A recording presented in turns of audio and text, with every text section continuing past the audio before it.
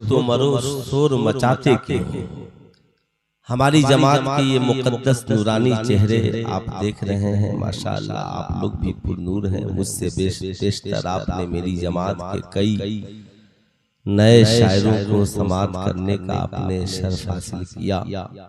शायर तो भाई शायर ही होता है। इनके पास तरन्नुम भी है, तगस्सुल भी है, और सारी दुनिया दीवानी है। बाबू जगा दो उसको, भेज दो घर सोने के लिए। मदरसे का बच्चा है? अच्छा, ना मदरसे का नहीं है, घर का बच्चा है। अच्छा ठीक है, माशाअल्लाह। देखिए मदरसे के बच्चे तो हम लोग भी रहे हैं, तो इसमें कोई शिकायत की बात नहीं है। जो सो रहा है उसे जगा दीजिए। अल्लाह ने उस कौम की हालत नहीं बदली, अल्लाह ने उस कौम की हालत नहीं बदली, न हो एहसास जिसे खुद अपनी हालत के बदलने का। ऐ ताइरे लाहुती उस रिज़्क से मौत, ऐ ताइरे लाहुती उस रिज़्क से मौत अच्छी, आती हो जिस रिज़्क से परवाज में कोताही। जिस खेत से मयस्सर न हो देहकान को रोटी, उस खेत के हर खोशे गंदुम को जला दो। इस वक्त भारत में कुछ मजलिसों को देखकर ये एहसास होता है कि जाहिलों ने जाहिलों को चुन लिया है, और पढ़े लिखों ने भी पढ़े लिखों को चुन लिया है। हर इंसान की अपनी अपनी चॉइस है। जब हम अहले इल्म के बज़्म में बैठते हैं तो वहां फिर तफसीर की बात होती है, हदीस की बात होती है, कुरान की बात होती है, और जाहिलों की महफिल में बैठते हैं तो फिर हंसी और मजाक की बात होती है। यह आपका ज़र्फ है कि आप कैसा बनना चाहते हैं। डॉक्टर इकबाल ने बहुत पहले कहा था, नहीं तेरा नशीमन कसर सुल्तानी के गुंबद पर, तू शाहीन है बसेरा कर पहाड़ों के चट्टानों पर। तुम सईद भी हो, मिर्जा भी हो, अफगान भी हो, सच बताओ कि क्या तुम मुसलमान भी हो। ज़बाने पढ़ भी लिया ला इला तो क्या हासिल, दिलो निगाह मुसलमान नहीं तो कुछ भी नहीं। आज हम भारत के आईडी कार्ड में मुसलमान हो सकते हैं, हम आधार कार्ड, पैन कार्ड और वोटर आईडी कार्ड में हम मुसलमान हो सकते हैं, मगर ये कोई जरूरी नहीं कि हम वाकई में मुसलमान हो। बड़ा पुरफितन दौर है इस वक्त। सोशल मीडिया की जहरीली हवाओं ने इंसानों के ज़हन को गंदा कर दिया, ऐसा गंदा कि न जाने कब किसका ईमान लूट जाए, कब किसकी इज्जत लूट जाए, कौन कब चरित्रहीन हो जाए, कब किसका इखलाक और किरदार बिगड़ जाए, ये कोई नहीं जानता। वो कल का जमाना था जब लोग कुरान सुनकर और कुरान पढ़कर और कुरान समझकर और उलमा से पूछकर फैसला करते थे। अब जमाना सोशल मीडिया से खुद सीख रहा है, सोशल मीडिया से खुद फैसले कर रहा है। आज के इस दौर का इंसान बड़ा तरक्की कर गया।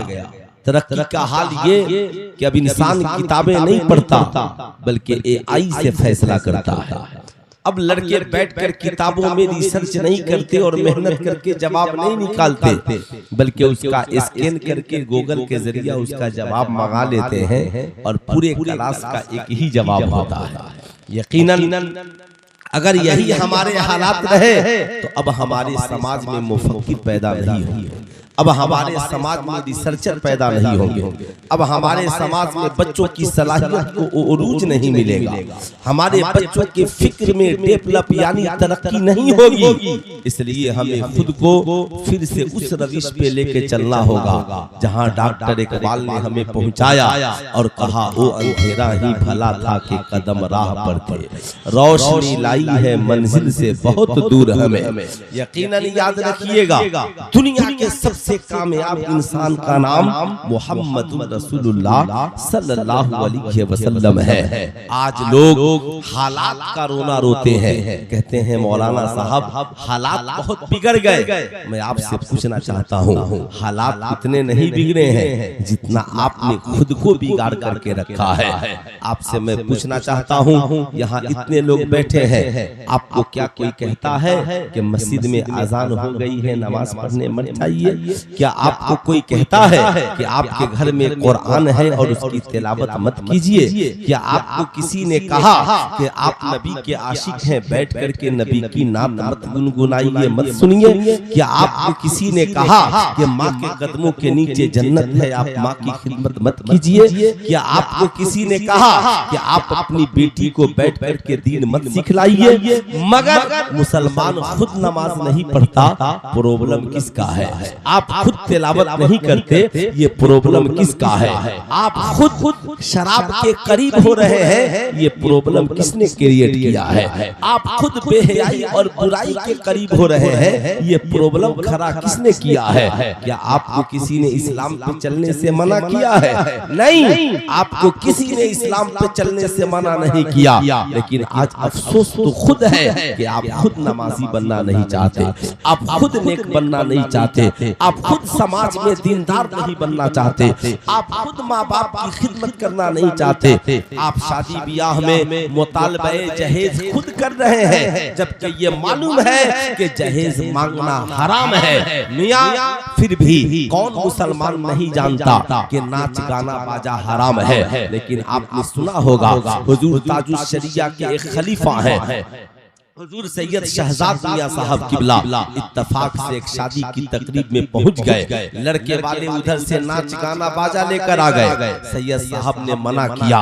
मना करने के 3 दर्जे हैं। अल्लाह अगर ताकत दे तो ताकत के जरिया बुराई को रोकिए। अब जरा पहले अपने आप को पहचानिए, अल्लाह ने आपका जिक्र कुरान में कैसे किया?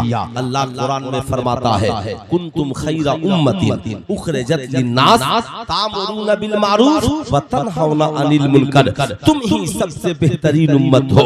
अल्लाह ने तुझे लोगों में से चुन लिया है, तामुरून बिल मारूफ, ताकि तुम लोगों को अच्छाई का हुक्म दो, व तनहौना अनिल मुनकर, और लोगों को बुराई से रोक दो। अब याद रखिएगा, यानी आप मुसाहबे ईमान है तो पहली जिम्मेदारी आपकी है लोगों को अच्छाई का हुक्म देना। जिम्मेदारी आपकी क्या जिम्मेदारी है? अच्छाई का हुक्म देना।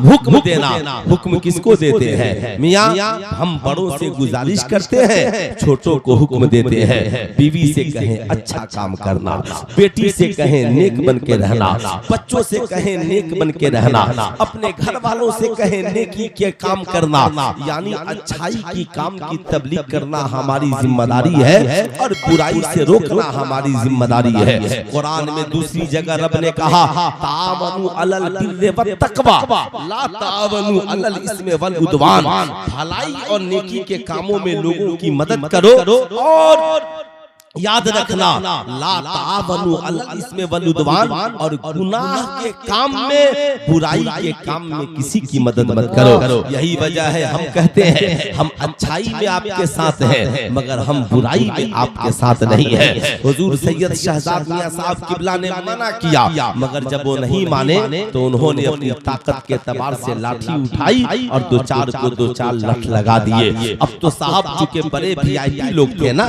रिस्पेक्टेड लोग थे। आपने देखा होगा जो लोग बाराती जाते हैं उनका भाव बड़ा ज्यादा होता है, वो बेहतरीन कुर्ता पैजामा या वो किरीच। अब उसमें जिन लोगों ने लाठियां खाई थी उन्हें शैतान ने बहका दिया, कहा अच्छा मौलवी साहब तुझ पे लाठी चला देंगे, तुम्हारी बड़ी बेइज्जती हो गई, ऐसा करो कि तुम उन पे FIR दर्ज करा दो। सुल्तान रजा पूछना चाहता है, अच्छा मियां आज तुमने इस गलत काम में पुलिस का सहारा सहारा ले लिया और तुमने कह दिया सैयद साहब FIR दर्ज करा दिया। इसका मतलब ये है कि हम आपको बुराइयों से नहीं रोके, अगर हम आपको जहेज से रोकेंगे तो आप मेरे खिलाफ FIR करा दीजिएगा।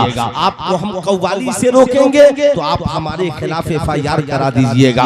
आपको हम बेहयाई से रोकेंगे तो आप हमारे खिलाफ FIR करा दीजिएगा। तो FIR कराने वालों कान खोलकर सुन लो, दुनिया में तुम बुराई का साथ दे रहे हो, मगर मैदाने महशर में जब फरिश्तों की पिटाई तुम्हें पड़ेगी उस वक्त तुम्हारा साथी कौन होगा, उस वक्त तुम्हारा मोइनो मददगार कौन होगा। याद रखना, नाच गाना बाजा कल भी हराम था और नाच गाना बाजा आज भी हराम है। मुतालबे जहेज कल भी हराम था और मुतालबे जहेज आज भी हराम है। रिश्वत लेना कल भी हराम था और रिश्वत लेना आज भी हराम है। मैं आपसे कहना चाहूंगा, ऐ मेरी कौम के शहजादों, अपने ज़हन को पाकीज़ा बनाइए, अपने माहौल को पाकीज़ा बनाइए। शरीयत कहती है 3 दर्जे हैं रोकने के। अल्लाह ने ताकत दी है तो ताकत के जरिया बुराई को रोक दीजिए। जैसे मिसाल के तौर पर आपका बेटा अभी छोटा है, उसने गुनाह किया तो आप ताकत के जरिया उसे गुनाह से रोक सकते हैं। आपके घर वालों ने कोई गलत काम किया, आप ताकत के जरिया रोक सकते हैं। हजरत कारी सालिम साहब मदरसे में है, मदरसे में किसी किस्म की बुराई फैली तो ये अपनी ताकत के जरिया उस बुराई को रोक सकते हैं। समाज का कोई दबंग और ताकतवर इंसान है, गांव में कोई बुराई फैल गई तो हम उसे ताकत के जरिया रोक सकते हैं। अब शरीयत कहती है ताकत से नहीं रोक सकते तो कम से कम जबान से उस बुराई को रोकिए। जबान से नारे रिसालत उलमा अहले सुन्नत, नारे तकबीर। ज़बान से उस बुराई को रोकिए, यानी लोगों को बताइए आप जो कर रहे हैं आपको नहीं पता ये बुरा है, आपको नहीं पता ये गलत है। हम ज़बान के जरिया रोके, अगर ज़बान से भी नहीं रोक सकते तो कम से कम हम उसे दिल से बुरा जाने, ये ईमान का सबसे अदना दर्जा है। आला हजरत अजीमुल बरकत से पूछा गया, हुजूर एक ऐसी महफिल है जहाँ पर बुराई हो रही है और उस महफिल में मेरी दावत है, मैं क्या करूं? आला हजरत फरमाते हैं, अगर अल्लाह ने आपको इस ताकत से नवाजा है कि आप जाएं और जलकर ताकत के जरिया उस बुराई को बंद करा दें, फिर तो आपको जाना चाहिए। जैसे हमारी जमात के अजीम मुफ्ती काजी शहरे गया, उन्होंने देखा कि मेरे शहर में रात को शादी की महफिल में कव्वालन गा रही है। रात की तन्हाई में 2:30 बजे मुफ्ती मुजफ्फर साहब उठते हैं और अपना आसा लेकर के उस स्टेज पर पहुंचते हैं और पहुंचने के बाद उसका रद्दे बलीग करते हैं और कहते हैं कि औरत की आवाज सुनना भी हराम है, ये भी किसी की बेटी बहू है। क्या तुम्हारी बेटी नाचेगी तो तुम्हें अच्छा लगेगा? तुम्हारी बेटी गाएगी तो तुम्हें अच्छा लगेगा? अफसोस है हमारी कौम इस्लाह के लिए नहीं, हम तो साहब ज़हनी अय्याशी के लिए जलसों में तकरीरें सुनते हैं या जलसों में जाते हैं। मेरे दोस्त, अल्लाह का करम हुआ, आज हमारे पास ऐसे लोग भी मौजूद हैं। इसलिए मैं आपसे कहूंगा, भलाई को कबूल कीजिए, अच्छाई को कबूल कीजिए। आलिम आपका दुश्मन नहीं होता, हम आपके दुश्मन नहीं हैं, हम गुनाहों के दुश्मन हैं। हमें इंसानों से नफरत नहीं है, हमें शराबी से नफरत नहीं, शराब से नफरत है। हमें जुआरी से नफरत नहीं, जुए से नफरत है। हमें जानी से नफरत नहीं, जना से नफरत है। हमें चोर से नफरत नहीं, चोरी से नफरत है। हमें बेहया शख्स से नफरत नहीं, उसकी बेहयाई से नफरत है। उलमा तो यही चाहते हैं शराबी शराब पीना छोड़ दे, नमाजी बन जाए। जुआरी जुआ खेलना छोड़ दे, नेक इंसान बन जाए। माँ बाप का नाफरमानी छोड़ दे, माँ बाप की खिदमत करने वाला बन जाए। मियाँ बदअकीदगी छोड़ दे, नबी के आशिक बन जाए। अल्लाह रसूल के वफादार बन जाए, ताकि ईमान की डगर पे चलकर हमारा और आपका हौसला भी बुलंद हो और हमारी दुनिया भी हसीन हो और आखिरत भी हसीन हो। नारे तकबीर, नारे रिसालत, जश्न ईद मिलादुन नबी, शादी खाना आबादी, उलमा अहले सुन्नत। वाह, बहुत उम्दा, वाह, सुभान। आला हजरत ताजुश शरिया, ताजुश शरिया। ताजुश शरिया ताजुश शरिया। अल्लाहु अकबर। या रसूल अल्लाह। इसलिए मेरी गुजारिश है, मियाँ आप माँ बाप हैं तो शरीयत ने आपकी जिम्मेदारी मुकर्रर कर दी है। पहले मैं हर माँ बाप से कहूँगा, फिर उसके बाद औलादों से भी गुजारिश करूँगा। शरीयत ने क्या मुकर्रर कर दी आपकी जिम्मेदारी? मियाँ आपकी जिम्मेदारी ये है, शरीयत कहती है, अल्लाह कुरान में फरमाता है, या अय्युहल्लज़ीना आमनू कू अनफुसकुम व अहलिकुम नारा। ऐ ईमान वालों, अपने आप को और अपने घर वालों को जहन्नम की आग से बचाओ।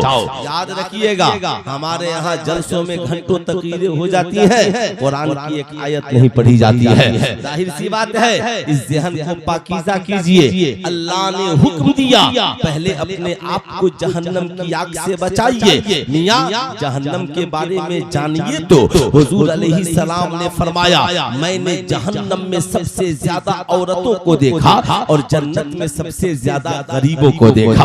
अब मियाँ जहन्नम की बात की जाए तो हुजूर ने किसे किसे देखा, अब ये बात अपनी जगह पर है। इसलिए मैं आपसे कहूंगा, जन्नत भी है, जहन्नम भी है। जन्नत में वही जाएगा जो साहिबे ईमान होगा, जिसका ईमान और अकीदा दुरुस्त होगा, जिसके अमाल अच्छे होंगे, जो माँ बाप का वफादार होगा। अब मियाँ जहन्नम की आग से खुद भी बचिए, अपनी औलाद को भी बचाइए। आज कितने लोग हैं जो पहले खुद को बचने की कोशिश करते हैं। हमारी जिम्मेदारी है, पहले खुद को नेक बनाइए, फिर अपने बच्चों को नेक बनाइए, अपनी बीवी को नेक बनाइए। आप जरा सा सोचिए, दुनिया के सबसे कामयाब इंसान है हमारे नबी। नबी ने 40 साल अपने किरदार से इस्लाम की तबलीग की। 23 साल में लोग नबी के किरदार को देखकर साहबे ईमान हो गए। हालत ये थी कि नबी का कोई सहाबी किसी मुल्क में पहुंच जाता तो जमाना उनके किरदार को देखकर इस्लाम अपना लेता। हजमिया ताबई किसी मुल्क में पहुंच जाते तो उनके किरदार को देखकर जमाना इस्लाम कबूल कर लेता। नबी के आशिक, नबी की औलाद हजरत ख्वाजा गरीब नवाज इंडिया में पहुंच गए तो उनके इखलाक को किरदार को देखकर 90 लाख काफिरों ने इस्लाम को कबूल कर लिया। अब मैं आपसे पूछना चाहता हूँ, ये वक्त नारा लगाने का हो सकता है, लेकिन मैं आपसे पूछना चाहता हूँ, वो नबी का इखलाक है जिसे देखकर जमाना मुतासिर हो रहा है? वो सहाबा का इखलाक है जिन्हें देखकर जमाना दामन इस्लाम में आ रहा है? वो उमर इब्ने खत्ताब का इखलाक है, आधी दुनिया से ज्यादा पे इस्लामी हुकूमत का परचम लहरा रहा है? वो ख्वाजा गरीब नवाज का इखलाक है जिसे देखकर 90 लाख काफिर कलमा पढ़कर साहबे ईमान हो रहे हैं। मगर हम अपने इखलाक का जायजा ले, हमारा इखलाक कितना गिर गया, हमारा इखलाक किस कदर घटिया हो गया, हमारा इखलाक कितना बुरा हो गया। हमारा इखलाक इस काबिल भी नहीं कि हमारे इखलाक को से खुश होकर हमारी औलादें हमारी इखलाक को एक्सेप्ट कर ले, हमारी बीवी हमारी इखलाक को मान ले, हमारे बच्चे हमारे इखलाक को एक्सेप्ट कर ले। मियां ईमानदारी से बताएं, आज हमारे इखलाक से हमारे घर वाले मुतासिर नहीं है, पूरा समाज कैसे मुतासिर होगा, पूरा माशरा कैसे मुतासिर होगा? आप बताएं ईमानदारी से, हम में कितने लोग हैं जिनके इखलाक को देखकर उनका बेटा कहता हो, मेरे बाप का इखलाक बहुत अच्छा है, मुझे भी उसी इखलाक को अपनाना चाहिए? कितने लोग हैं जिनके इखलाक को देखकर उनकी बीवियां कहती हो, मेरे शौहर का इखलाक बहुत आला है, मुझे भी उसी इखलाक को अपनाना चाहिए? मेरे दोस्त, मैं आपसे कहूंगा, आप पूरे समाज के लिए मत बदलिए, पूरी इंसानियत के लिए मत बदलिए, मगर कम से कम अपने आप के लिए तो अपने आप को बदल लीजिए, अपनी औलादों के लिए तो अपने आप को बदल लीजिए, अपने घर वालों के लिए तो अपने आप को बदल लीजिए। छोड़ दीजिए बुराई के दामन, नबी की सुन्नत को चेहरे पर सजाइए, नमाजों की पाबंदी कीजिए, रिज़्क़े हलाल कमाइए, सच्चाई के दामन को थामिए, औलादों को तालीम के साथ तरबियत दीजिए, माँ बाप की भी कदर कीजिए, बीवी बच्चों को भी एक्सेप्ट कीजिए। जानते हैं क्यों?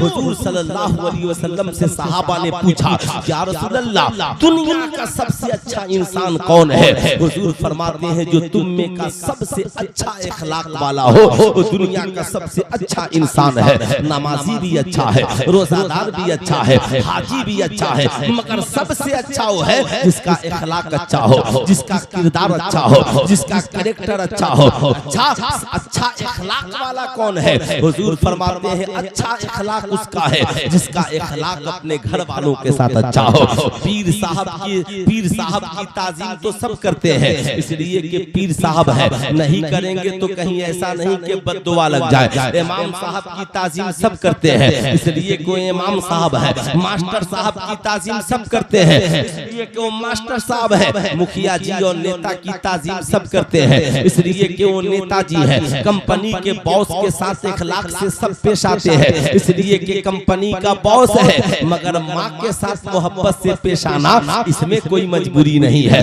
बाप के साथ मोहब्बत से पेश आना इसमें कोई मजबूरी नहीं है। बीवी बच्चों के साथ मोहब्बत से पेश आना इसमें कोई मजबूरी नहीं है। कुछ लोग ऐसे हैं जिनका इखलाक बाहर बहुत अच्छा है, घर में माँ को गालियाँ देते हैं, बाप को गालियाँ देते हैं, बीवियों को गालियाँ देते हैं, बच्चों को बुरा भला कहते हैं। इसीलिए हुजूर ने कहा जिसका बाहर इखलाक अच्छा हो हम उसे अच्छा नहीं मानते, अच्छा उसे मानते हैं जिसका इखलाक अपनी माँ के साथ अच्छा हो, अपने बाप के साथ अच्छा हो, अपनी बीवी के साथ अच्छा हो, अपने बच्चों के साथ अच्छा हो। इसलिए मेरे दोस्त समाज में अगर बनना है तो अपने इखलाक को इतना अच्छा बनाइए कि आपका बेटा आपके इखलाक का दीवाना हो जाए, आपकी बीवी आपके इखलाक से मुतासिर हो जाए, आपके बच्चे आपके इखलाक से मुतासिर हो जाए। ऐ मेरे दोस्त ये दौर जिस दौर में हम और आप जी रहे हैं ये दौर बड़ा पुरफितन है। पूरी दुनिया में बेहयाई का दौर दौरा है। अब ऐसे आलम में अपने आप को बचाना है, बचाने की सिर्फ एक राह है और उस राह का नाम है सीरत मुस्तफा।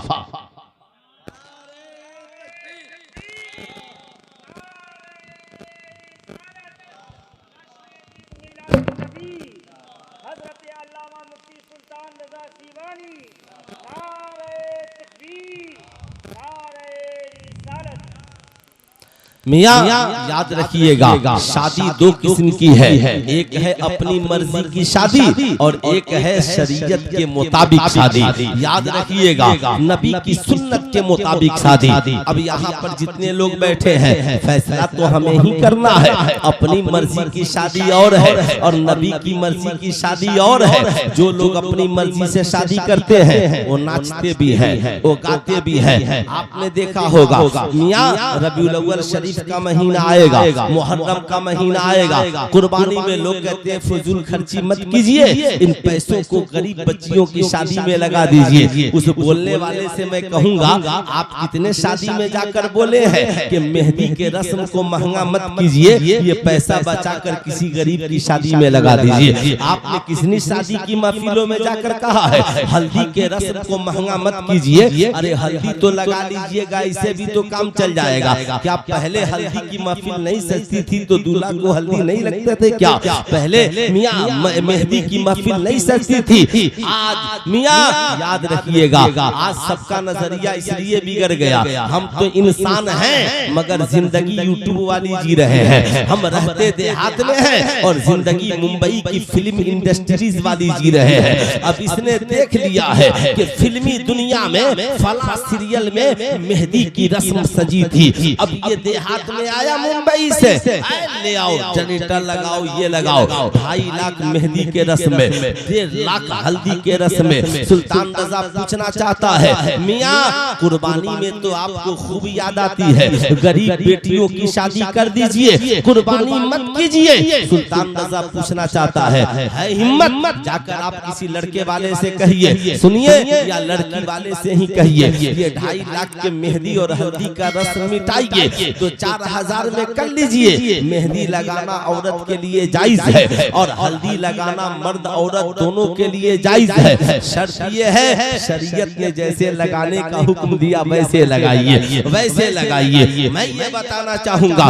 मेरे दोस्त मिटाइए हल्दी और मियाँ मेहंदी में जो खर्च हो रहे हैं ये 2.5 लाख से मिटाइए, गरीबों की शादी में लगा दीजिए। मियाँ कौम के बच्चे जो तालीम हासिल कर रहे रहे हैं इनकी तालीम में लगा दीजिए। आपसे मैं पूछना चाहता हूँ, हमारी मर्जी की शादी का हाल ये है, लड़की हमारी मर्जी की हो, मियाँ लड़की हमारी मर्जी की हो, और रिश्तेदार हमारी मर्जी के हो, दौलत हमारी मर्जी की हो, जहेज भी मांग रहा है, नाच भी रहा है, गा भी रहा है, मांगे हुए जहेज के पैसे का वलीमा भी खिला रहा है। मगर हुजूर से पूछिए, या रसूल अल्लाह, हम आपकी मर्जी की शादी करना चाहते हैं। हुजूर फरमाते हैं, फ़अस्फ़रू बिज़ाती दीन, जब शादी करना तो दीनदारी को तरजीह देना।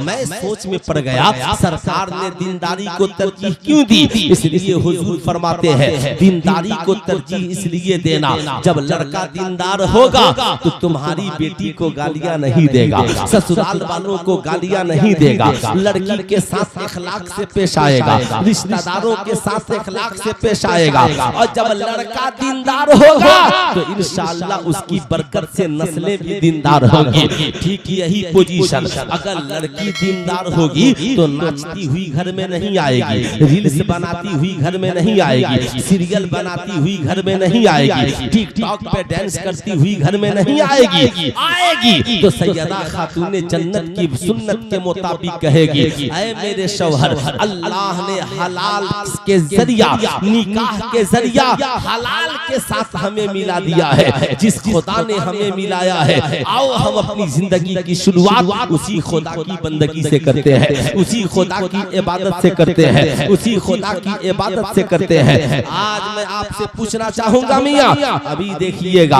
मुहर्रम का महीना आ रहा है, शायर जब पढ़ेगा ना अली अली तो पूरी दुनिया अली अली हो जाएगी। बेशक मैं कहता हूँ मौला अली का नाम खूब लीजिए, मगर मैं आपसे पूछना चाहता हूँ, मौला अली साहबे ईमान कैसे हुए? मियाँ हजरत अली से किसी ने पूछा, ऐ अली आप साहबे ईमान कैसे हुए? हजरत अली कहते हैं, मैं हुजूर की किफालत में रहता था, हुजूर की परवरिश में रहता था। एक रात मेरी आंख खुल गई, मैं क्या देखता हूँ, एक तरफ मेरे सरकार का मुसल्ला बिछा है और एक तरफ सैयदा खदीजतुल कुबरा का मुसल्ला बिछा है। अब आप समझ रहे हैं मेरी बात? नहीं समझ रहे हैं तो याद रखिएगा, हजरत हुजूर सल्लल्लाहु अलैहि वसल्लम की पहली मुकद्दस ज़ौजा का नाम सैयदा खदीजतुल कुबरा है। यानी एक तरफ शौहर का मुसल्ला बिछा है और एक तरफ बीवी का मुसल्ला बिछा है, दोनों खुदा की इबादत में लगे हैं। हजरत अली कहते हैं, मुझे इस नमाज ने इतना मुतासिर किया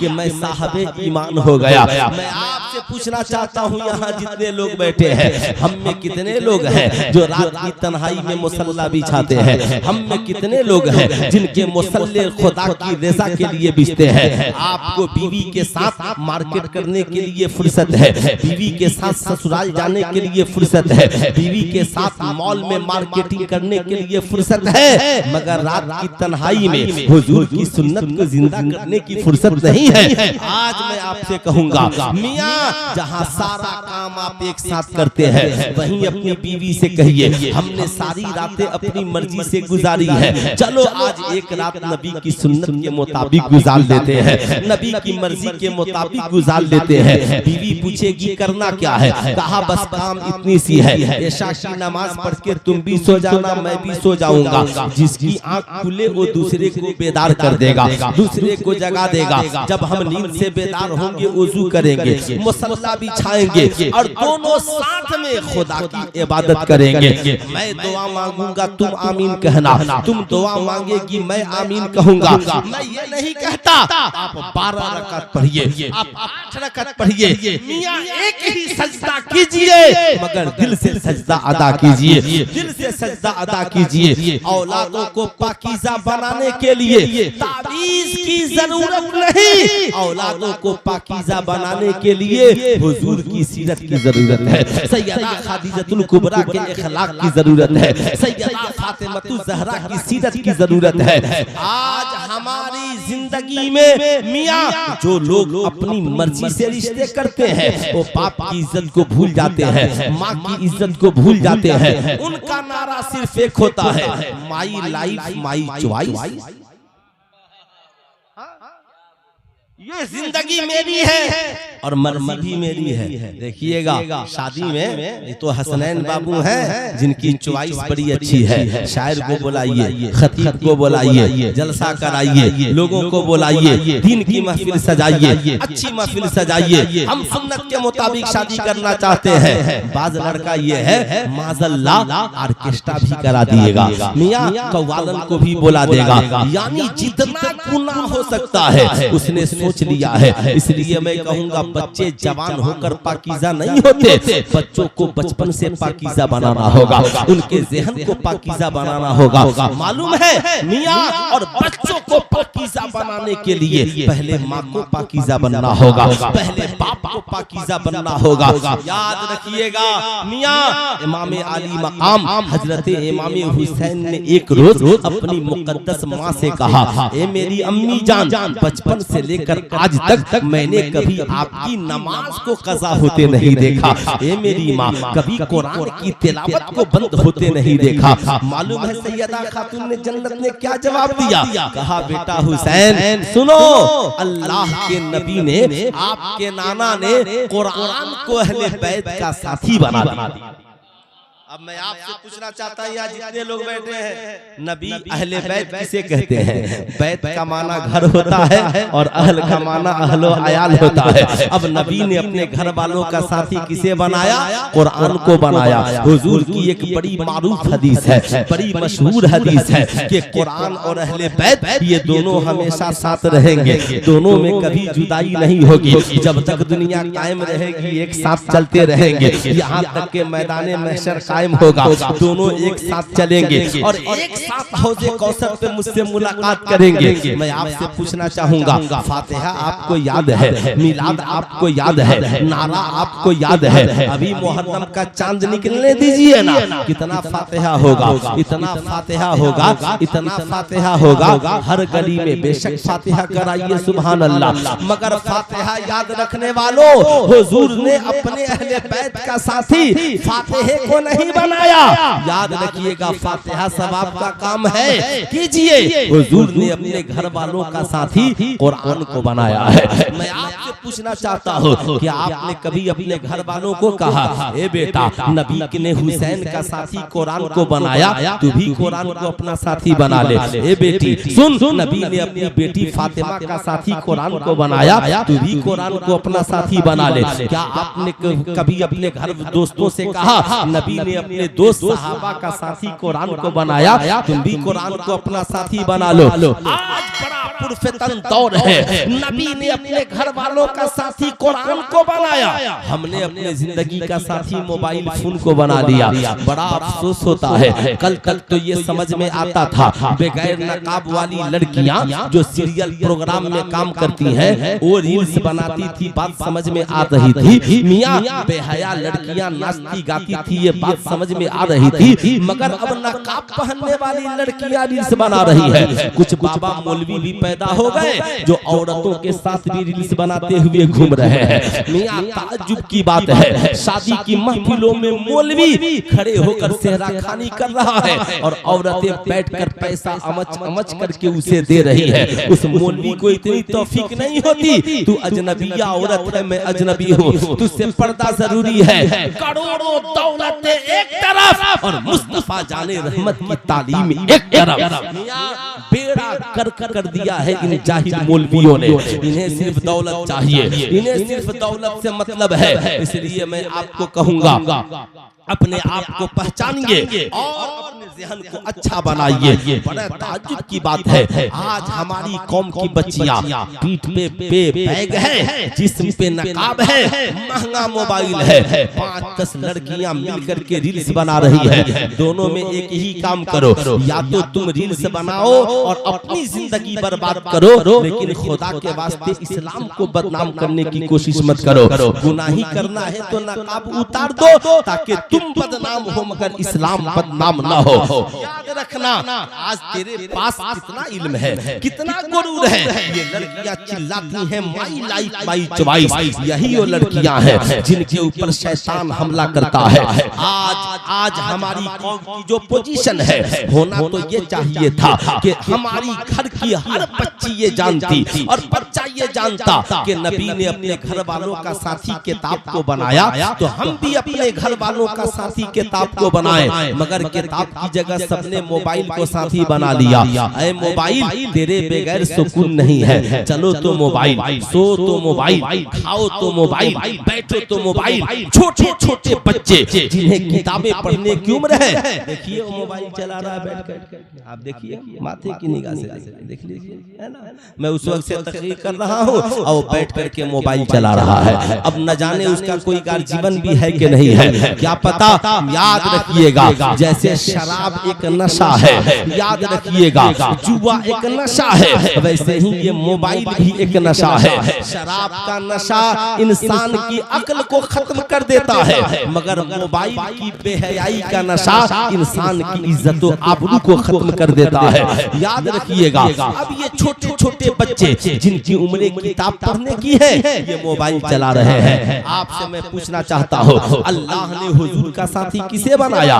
कद जाअकुम मिनल्लाहि नूरुन व किताबुम मुबीन, तहकीक के आ गया तुम्हारी जानिब अल्लाह की तरफ से नूर और एक रोशन किताब। नूर से मुराद हुजूर है और किताब से मुराद कुरान है, यानी अल्लाह ने हुजूर का साथी किताब को बनाया। अब जरा सा पढ़ लीजिए तारीख और शजरा उठाकर। सहाबा का साथी किताब है, ताबई का साथी किताब है, तबे ताबई का साथी किताब है, अइम्मा मुज्तहिदीन का साथी किताब है, मियां उलमा का साथी किताब है, फुकहा का साथी किताब है, फुज़ला का साथी किताब है, मुहद्दिसीन का साथी किताब है, मुफस्सिरीन का साथी किताब है। ठीक इसी तरीके से दुनियावी एतबार से भी जिन लोगों ने कामयाबी का परचम लहराया, उन साइंटिस्टों का साथी किताब है, डॉक्टरों का साथी किताब है, इंजीनियरों का साथी किताब है, प्रोफेसरों का साथी किताब है, डॉक्टरों का साथी किताब है, IPS अफसरों का साथी किताब है। मोबाइल लेकर उछलने वालों, जरा सा अपनी बर्बादी की दास्तान जाकर के पढ़ लो। कामयाबी उन्हें मिली है जिन्होंने किताब को जिंदगी का साथी बनाया है, किताब को जिंदगी का साथी बनाया है। कारी सालिम साहब किबला, इनका शुक्रिया है, इन्होंने इस दारुल उलूम को कायम किया, जहां अभी 95 बच्चे पढ़ रहे हैं, मगर 95 ने अपना साथी कुरान को बनाया है, किताब को बनाया है। इसलिए मैं कहूंगा, आप कहते हो मुझे अपनी बेटी को इज्जत वाली जिंदगी देनी है, इसलिए मैंने नकाब ला कर दिया है। सुल्तान रजा कहना चाहेगा, नकाब भी हो और महंगा मल्टीमीडिया मोबाइल सेट भी हो और इज्जत की हिफाजत भी हो जाए, शैतान ऐसा होने नहीं दे रहा है। इसलिए मैं कहूंगा, शैतान तो सिर्फ इतना कहता है। आज हमारी कौम के नौजवान माँ बाप से इसलिए नाराज नहीं होते कि मेरे बाप ने मेरी तालीम का अच्छा इंतजाम नहीं किया, मेरे लिए अच्छी किताबें मेरे बाप ने नहीं खरीदी। आज का नौजवान इसलिए नाराज होता है कि मेरे बाप ने महंगा मोबाइल मेरे लिए नहीं खरीदा। आज बेटियां इसलिए नाराज नहीं होती कि मेरे बाप ने मेरे पढ़ने का अच्छा इंतजाम नहीं किया, वो तो इसलिए नाराज होती है मेरे बाप ने मेरे लिए आईफोन का इंतजाम नहीं किया।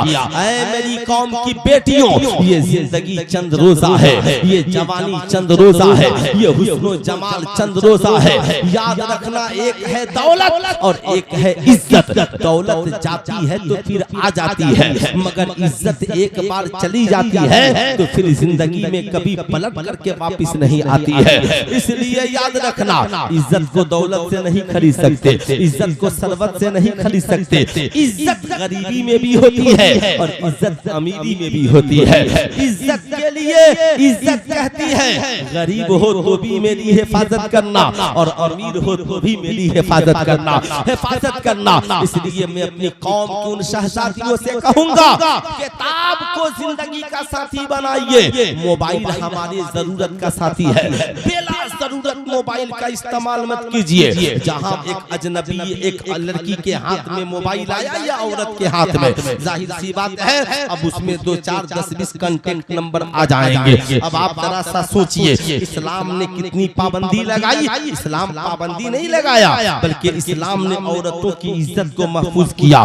मर्द सबसे बात कर सकता है क्या? नहीं, मर्द भी सबसे बात नहीं कर सकता। मियां हमारे लिए 2 हुक्म है। एक तो वो जिनसे हमारा निकाह हराम है, हमें उन औरतों से बात करने में कोई हर्ज नहीं है। लेकिन जिन औरतों से निकाह हराम नहीं है, हम उनसे बात नहीं कर सकते, बार बार उनकी तरफ नहीं देख सकते, उनके साथ हम तन्हाई में नहीं बैठ सकते। याद रखिएगा, इसके लिए शरीयत ने एक दायरा बना दिया। हम मर्द और औरत की अजनबिया मर्द और औरत की दोस्ती नहीं हो सकती है। याद रखिएगा, दोस्ती शौहर और बीवी की हो सकती है। याद रखिएगा, मगर दूसरे की दोस्ती नहीं हो सकती। भाई बहन में मोहब्बत का रिश्ता है, बाप बेटी में मोहब्बत का रिश्ता है, चाचा भतीजी में एक रिश्ते का मोहब्बत, एक रिश्ते की मोहब्बत कायम है। याद रखिएगा, शरीयत है, इस्लामी मिजाज है। इस्लाम ने बुराई के हर दरवाजे पे ताला लगा दिया, लेकिन जिसके हाथ में मोबाइल हो वो घर के अंदर भी है तो भी बेपर्दा है। इसलिए कि पता ही नहीं है कि उसने वीडियो कॉल पे किसे देखा और वीडियो कॉल पे किसे दिखाया। न देखने वाले का पता है, न दिखाने वाले का पता है। वहाँ पे मुख्तलिफ ऐप्स है जो ये कहते हैं हम आपको बातों को सीक्रेट रखेंगे, हम आपके मैसेज को सीक्रेट रखेंगे। उसके कई नाम हैं, ऑप्शन है। नौजवान लड़के और लड़कियां इसका इस्तेमाल कर रहे हैं। आपने कहा नहीं मौलाना साहब, मेरी बेटी बड़ी नेक है, बड़ी पाकीज़ा है, मोबाइल दे देने से क्या हो जाएगा? मैं भी कहता हूँ मोबाइल कॉलिंग के लिए है, कॉल कीजिए। मोबाइल जरूरी एसएमएस के लिए एसएमएस कीजिए। मोबाइल ऑफलाइन महंगी किताबें हैं तो ऑनलाइन मोबाइल पर सस्ती किताबें पढ़ लीजिए। ऑफलाइन महंगे क्लासेज हैं तो ऑनलाइन सस्ते क्लासेज कर लीजिए। मियां ये जरूरत है, बेटी पढ़ने के लिए गई तो बाप पूछ ले अभी कहाँ हो, माँ जान ले अभी कहाँ हो, लोकेशन मंगा ले पता चल जाए। लेकिन अब इससे आगे बेटी बाप से बात करे ये तो ठीक है, गैर शादीशुदा बेटी भाई से बात करे ये तो ठीक है, मगर बहनोई से बार बार बात करे ये ठीक नहीं है, रिश्तेदारों से बार बार बात करे ये ठीक नहीं है। किसी मेल फीमेल की दोस्ती हो जाए आपस में अजनबिया मर्द औरत की, ये ठीक नहीं है। ये हिंदू समाज के लिए भी खतरा है और मुस्लिम समाज के लिए भी खतरा है। आज भारत में न जाने कितने मर्डर इसलिए हो गए कि वो अजनबी मर्द और औरत लड़के लड़कियां कॉलेज में उन्होंने दोस्ती कर ली, लड़के ने उसके साथ लिविंग रिलेशनशिप बनाया, उसका यौन शोषण किया, आपसी रिलेशनशिप कायम किया। कुछ दिनों के बाद लड़के की तबीयत भर गई, उसने कहा मैं तुझसे शादी नहीं करूंगा। अब वो लड़की टावर पे चढ़कर बिहार में जान दे रही है। अब वो कह रही है कि इस लड़के ने मेरा ब्लैकमेल किया है। इस्लाम कहता है तुझे ब्लैकमेल होने की जरूरत ही क्या है, तुम अपनी इज्जत को खुद पहचानो।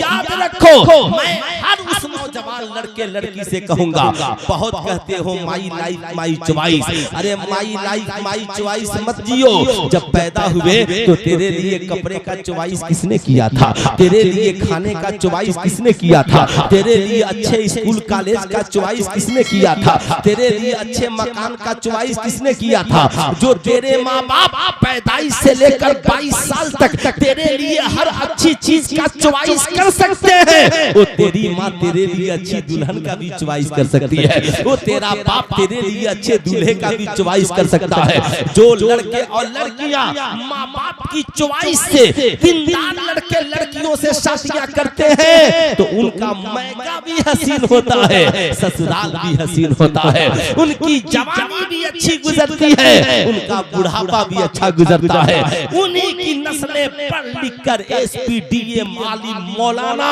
समाज में एक अच्छा तबका बनकर समाज को तरक्की की दहलीज तक पहुंचा।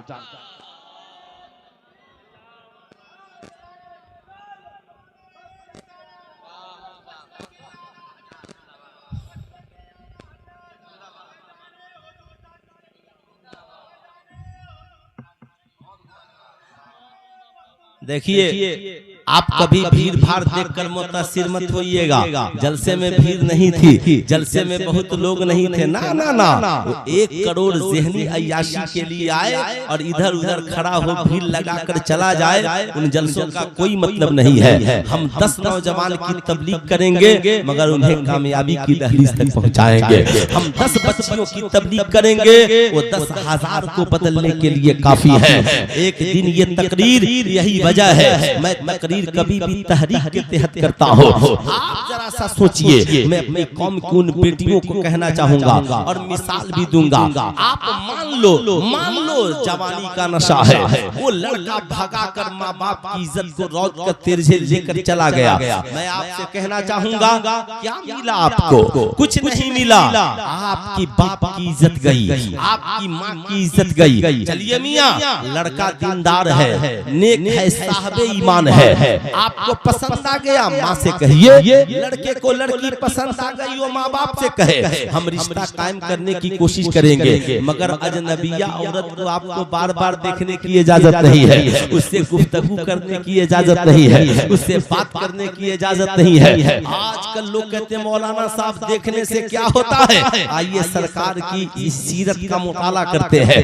सरकार मदीना सल्लल्लाहु अलैहि तशरीफ फरमा है, सरकार के बगल में सरकार की 2 बीवियां बैठी हैं, यानी हम मोमिनों की माएं बैठी हैं। आका अलैहिस्सलाम बैठे हैं, इतने में अब्दुल्ला इब्ने मक्तूम नाबीना सहाबी रसूल हैं, हुजूर से मिलने के लिए आ रहे हैं। आका फरमाते हैं, ऐ मेरी घर की औरतों, अंदर चली जाओ। क्या कहा हुजूर ने? क्या कहा हुजूर ने?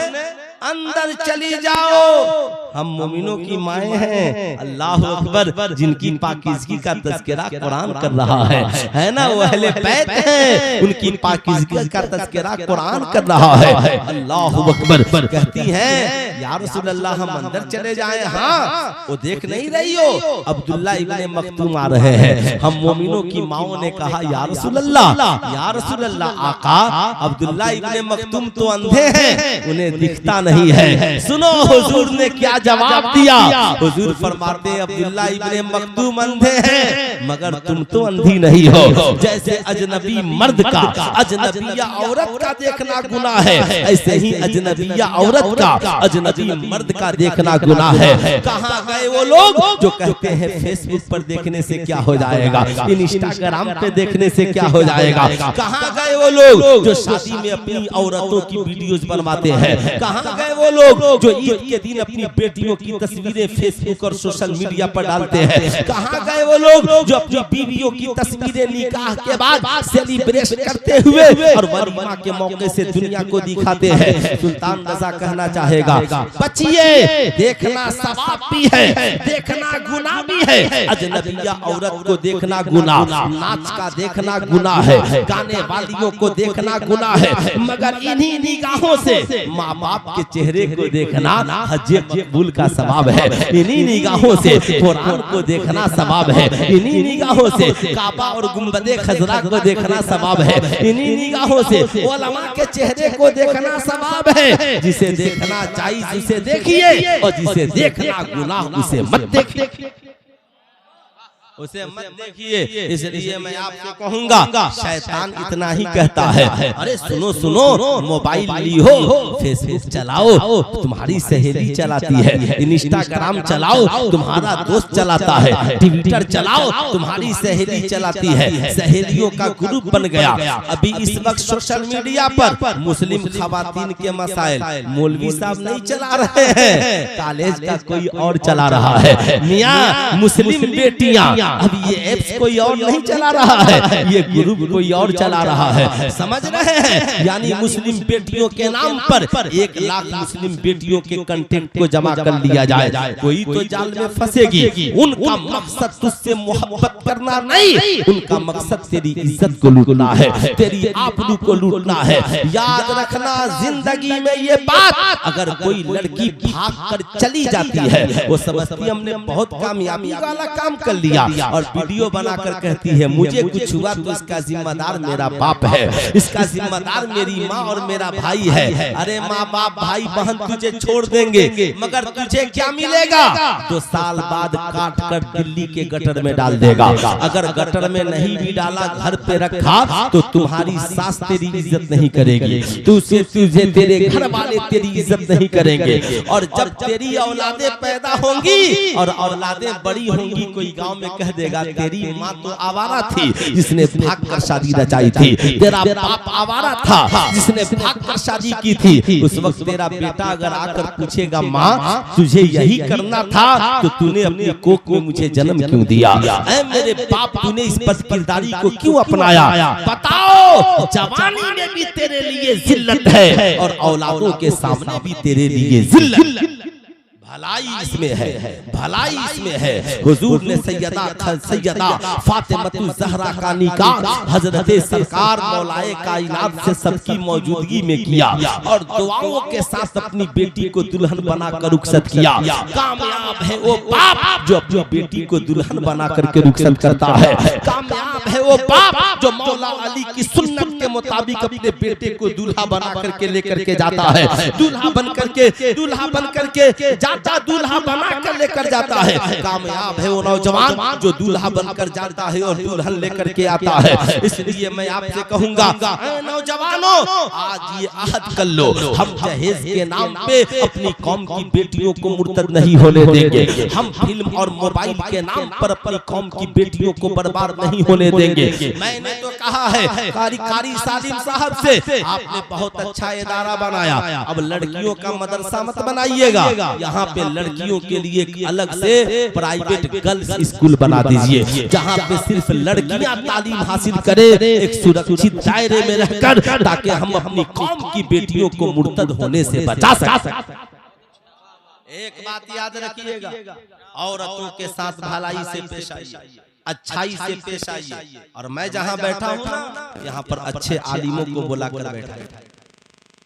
मेरी बात किसी पे कमेंट के लिए नहीं है, यहाँ पे अच्छे आलिमों को बुलाकर ही तकरीर सुनिए, अहले इल्म की कद्र कीजिए, वरना जमाना बहुत ये हो जाएगा, कुछ नहीं इस्लाह होगी। वही होगा नेपाली बाबा, बिहारी बाबा है ना, दरभंगवी बाबा है तो फलाना बाबा, तो जब सब यहाँ पर बाबा लोग ही बैठ जाएंगे तो आप लोग भी कुछ दिन बाद बाबा हो जाइएगा। ठीक है, इसलिए मैं कहूँगा अहले इल्म की कद्र कीजिए और साहब आप अपने मेयार को पहचानिए। इस्लाम ने हमेशा इल्म वालों की कद्र की है। हमारे यहाँ इमामत वही करता है जो इल्म वाला हो, निकाह वही पढ़ाता है जो इल्म वाला हो, फकीह वही फतवा वही देता है जो इल्म वाला हो।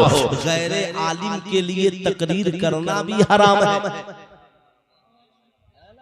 गैरे आलिम के लिए तकरीर करना भी हराम है, याद रखिएगा। मैं आपसे कहना चाहूंगा शरीयत कहती है कि मियां वल मुहसिनातु मिनन निसा, औरतों के साथ भलाई करो। और मैं ये चैनल वालों से भी कहूंगा, मैंने जितनी तकरीर की तो कमेंट वाला ले जाकर के मत लगा दीजिएगा लोगों। जैसे मैंने तकरीर की उत्तर प्रदेश में कि मियां झंडा किताब में है और हलवा भी किताब में है, जिब्रील अमी झंडा लेकर आए थे ये किताब में है, और झंडा बांस में नहीं है, झंडा काबे की छत पर है। जो बांसवारी से पढ़कर आएगा वो यही तकरीर करेगा कि झंडा किताब में नहीं, झंडा बांस में है। और आप लोगों को तो हंसी मजाक चाहिए तो जाहिर सी बात है आप भी वही सीखिएगा। तो क्या किया चैनल वाले ने, बस उसमें यही लिख दिया, मुफ्ती सुल्तान साहब ने तकरीर की, झंडा जो बांसवारी से पढ़कर आएगा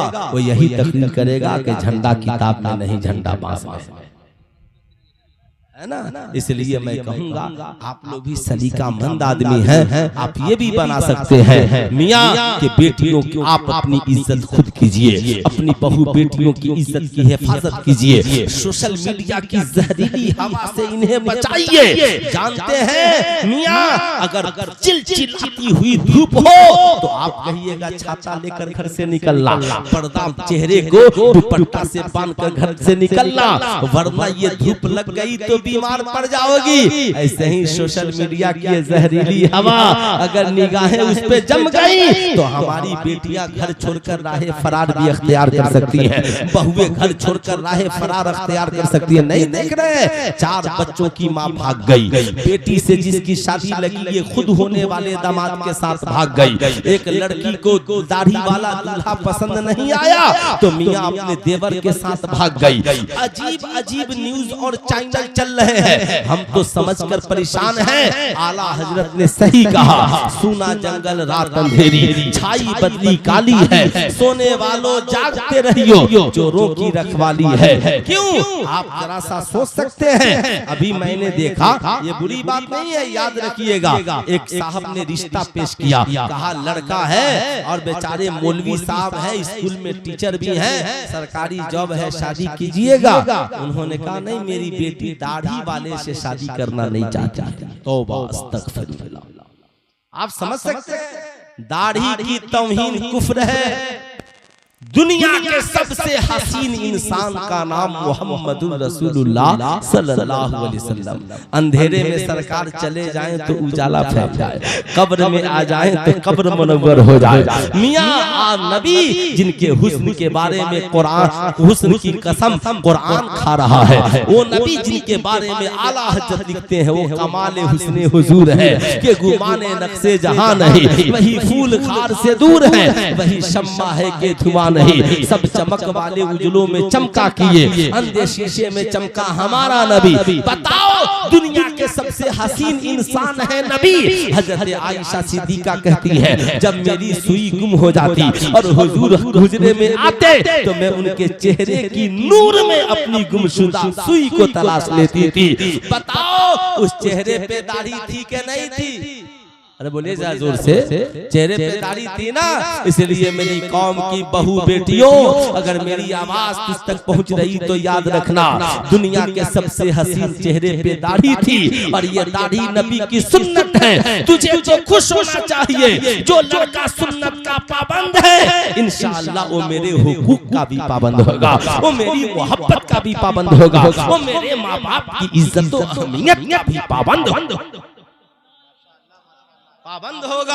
इसलिए मैं आपसे कहूंगा, 2-3 बातें बताऊंगा, चूंकि रात काफी हो गई है और कितनी तकलीफ करूंगा मैं, 12:45 बज रहे हैं। मैं ये अर्ज कर रहा था, मियां एक बात बताइए, बेटी आपकी है, उसकी जायज ख्वाहिशात का ख्याल कौन रखेगा? बहन आपकी है, उसका केयर कौन करेगा? बीवी आपकी है, उसका ख्याल कौन रखेगा? माँ आपकी है, उसका ख्याल कौन रखेगा? आप में कितने लोग हैं? आप अपनी बेटी से इतना तो बोलिए, ए बेटी सुन, जब से तू पढ़ रही है मैट्रिक तक तेरी हर जायज ख्वाहिशात का एहतराम मैंने किया है। बेटी अच्छा कपड़ा, अच्छा लिबास सब दिया। अब कॉलेज में जा रही है, मोबाइल की जरूरत पड़ेगी, ऑनलाइन क्लास की तो तेरा बाप ही खरीद कर देगा, मगर मोबाइल का मिसयूज मत करना, गले की लॉकेट किसी से मत मांगना। तेरी कोई सहेली तुझसे कहे कि फला लड़का मेरा फ्रेंड है, चल मिलाते हैं, कहना वो जालिमा लड़की, मैं आज के बाद तुझसे भी नहीं मिलूंगी, मैं यहाँ किताब पढ़ने आई हूँ, किसी से मुलाकात करने नहीं आई हूँ। आप अपनी बेटियों की जायज ख्वाहिशात का ख्याल खुद रखें, शादी से पहले भी और शादी के बाद भी। अब सुनिए मियाँ, दूसरी जरूरत, बीवी आपकी है तो उसकी इज्जत कौन समाज में कोई आकर करेगा? आप उसकी इज्जत कीजिए, उसका रिस्पेक्ट कीजिए। अब आपकी बीवी शादी के बाद अब यहाँ से जा रही है अपने मैका, उसके घर शादी है तो उसे पैसा कौन देगा? आप नहीं दीजिएगा तो कौन देगा? कहिएगा तेरा बाप कमा कर रख कर गया है, घर चली जाओ, क्या तेरा बाप भिखारी है, तेरा भाई नहीं कमाता है? ये कहने का हक नहीं है। इसका मतलब है कि आप ढोल ताशा के साथ शादी ब्याह करने गए थे, अब मौलवी साहब ने जो निकाह पढ़ाया तो सिर्फ कान से सुन रहे थे कि हमें कबील तो कह देना। समझे भी थे मौलवी साहब ने क्या कहा था?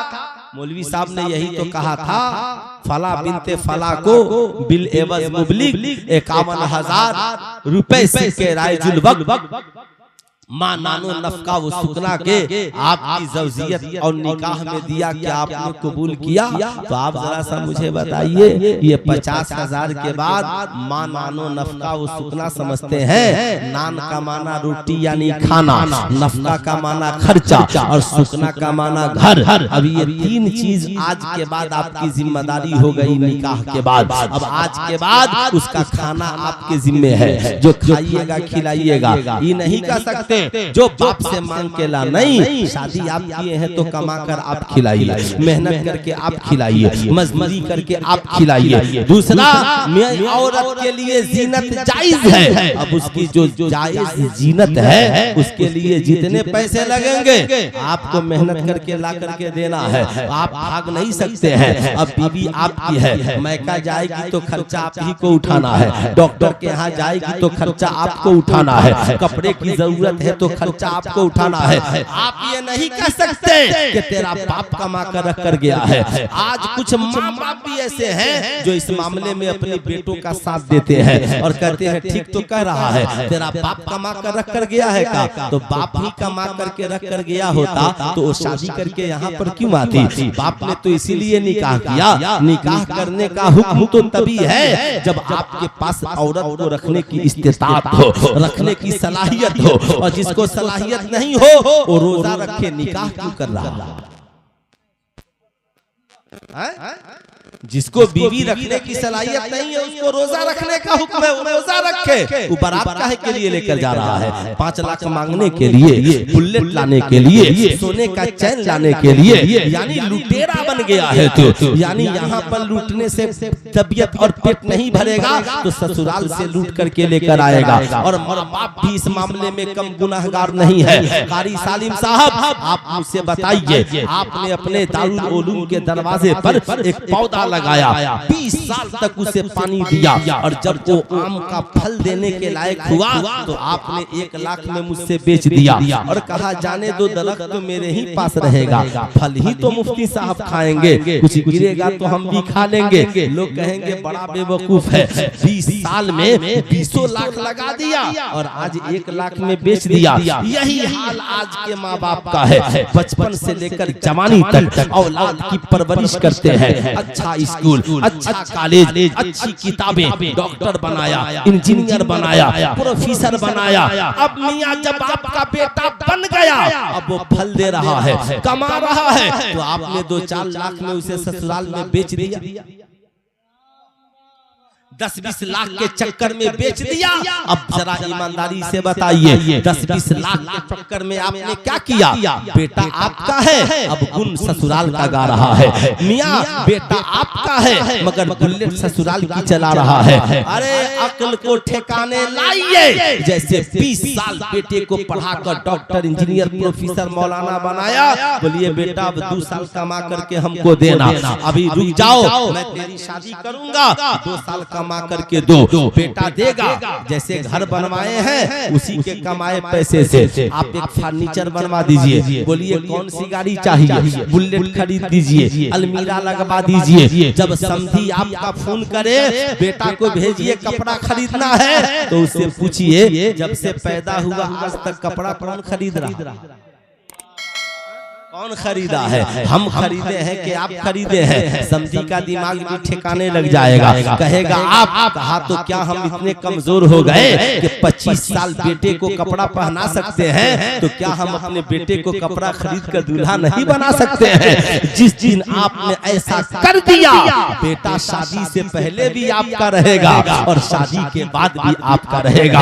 अब जो दुल्हन आएगी वो फर्नीचर लेकर नहीं आएगी, गोदरेज लेकर के नहीं आएगी, कपड़ा लेकर नहीं आएगी, आएगी घर में तो जान जाएगी जिस ससुर ने घर बनाया है उसी ससुर ने मेरे लिए फर्नीचर भी लगाया है, उसी ससुर ने मेरे लिए अलमीरा भी खरीदा है, उसी ससुर ने अपने औलाद के लिए, अपनी औलाद के लिए बुलेट भी खरीद करके दिया है। अब आपकी इज्जत उस बहू के नजर में भी बढ़ जाएगी मियां, और अल्लाह रसूल के यहाँ भी आप मकबूल हो जाएंगे, आपकी दुनिया भी हसीन होगी और आखिरत भी हसीन होगी। तो बताइए कितने बाप हैं जो अपने बेटों की शादी में ऐसा करेंगे? कोई बाप है इसमें जो आप माशाअल्लाह, कोई बाप नहीं है जो आप माशाअल्लाह आप लोग कमाइएगा तो अपनी औलाद की शादी में जहेज मत मांगिएगा, बिल्कुल नहीं। 40-20 लाख की जमीन और 20 लाख का मकान आप बेटे के लिए बना सकते हैं, तो 1 लाख का फर्नीचर बेटे के लिए नहीं खरीद सकते हैं। अरे पूरा मर जाइएगा तो जो कुछ है वो बेटा ही लेकर जाएगा। तो जहन्नम में जाने का सामान क्यों तैयार कर रहे हैं, जहन्नम में जाने की राह क्यों तैयार कर रहे हैं। आए मेरे दोस्त याद रखिए, समाज में जितनी बुराइयां फैली हैं उसका 2 इलाज है, 2 इलाज। नंबर 1 तालीम। क्या है? हाथ उठा करके बोलिए क्या है? तालीम। तालीम का मतलब सिर्फ ये नहीं कि डिग्री हासिल कर लिए, तालीम के साथ तरबियत भी होनी चाहिए। देखिए एक तरबियत, छोटी सी बात, इस वक्त आप देखते होंगे सारे बच्चे हाथ में कड़ा पहन रहे हैं। उसकी वजह क्या हुई कि हम लोगों ने बचपन में उनके हाथ में कड़ा पहना दिया। जब आपका बच्चा पहने ना तो उससे गुस्सा मत होइए, उसे करीब बुलाइए, मार्केट लेकर जाइए, कहिए बेटा तुझे कौन सी घड़ी पसंद, घड़ी खरीद दीजिए, कड़ा उतार कर रख दीजिए, कहिए बेटा घड़ी जायज है, कड़ा नाजायज। समझ गए? सोने का चैन कहिए बेटा मत पहनो, चैन के लिए बेचैन मत रहो, पैसा रखो, है ना, किताबें खरीदो, महंगे कपड़े पहनो, जो जरूरत है जायज आप उसकी तकमील कीजिए। मैं ये अर्ज कर रहा था, बीवी आपकी है तो खर्चा आपको उठाना है, नहीं उठाइएगा तो उसका जानते हैं रिएक्शन क्या होगा। आप तो उसे डांट डपट कर मैका भेज दीजिएगा। अब नई है, अभी गई है, बड़ी मायूस है, कोई आवारा सरफेरा मिल जाएगा, कहेगा क्या बात है बहुत मायूस हो, अरे मेरी शादी हुई, मेरा शौहर एकदम नालायक है, मैंने सुना था बहुत अच्छा पैसा कमाता, मेरी सास भी वही है, मेरा बताइए मैं आ गई, 1 पैसा उन लोगों ने नहीं दिया। अब उसने देखा बड़ी हसीनो जमील औरत है, शैतान हमलावर हुआ, 10,000 जेब से निकाल के चुपके से दे दिया। अब साहब जो ही उसने दिया, अब वो औरत आपकी, मगर मोहब्बत 10,000 के चक्कर में उसके सीने में बैठ गई। अब वो कभी 2,000 कभी 4,000, इज्जत तो आबरू सब खतरे में चली गई। इसलिए मेरे दोस्त याद रखिएगा, बीवी आपकी है तो इज्जत करना भी सीखिए और उसका खर्चा देना भी सीखिए मियां। इसलिए याद रखिए ये दौर बड़ा पुरफितन है। तीसरी बात, बहन मेरी है, मेरे वालिद नहीं है, मेरी बहन जवान है या मेरे वालिद गरीब है, मैं कमा रहा हूँ, तो बहन से बस एक बात कहिए, बहना जो जरूरत हो तेरा भाई देने के लिए तैयार है। अब वक्त नहीं है, वरना मैं हजरत सीमा का वाक़या आपको सुनाता, हुजूर ने कितने माल दिए थे हजरत सीमा को। इसलिए याद रखिए बहन आपकी है, किसी जालिम की नजर उस पे न पड़ जाए, इसलिए उसकी जायज ख्वाहिशात का एहतराम कीजिए, उसके खर्चे को उठाइए। कपड़ा चाहिए, जेवर चाहिए, बोल तुझे जो चाहिए तेरा भाई देने को तैयार है। और माँ तो माँ है, कमाइए तो सबसे पहले माँ के ऊपर खर्च कीजिए, है ना, माँ के ऊपर खर्च कीजिए। आखिरी बात यही है, नंबर 1 तालीम, तालीम के साथ तरबियत। हुजूर ने तालीम भी दी और तरबियत भी दी। याद रखिए तरबियत की पहली शक्ल का नाम नमाज है। क्या नाम है? नमाज। हुजूर फरमाते हैं जब बच्चे बच्चियां 7 साल के हो जाएं तो उन्हें नमाज पढ़ना सिखलाइए। इसलिए निकाह के बाद जिंदगी की शुरुआत नमाज के साथ कीजिए। कुरान कहता है इन्नस्सलाता तन्हा अनिल फहशाए वल मुनकर, बेशक नमाज बेहयाई और बुरी बातों से रोक देती है। हर बुराई का इलाज नमाज है।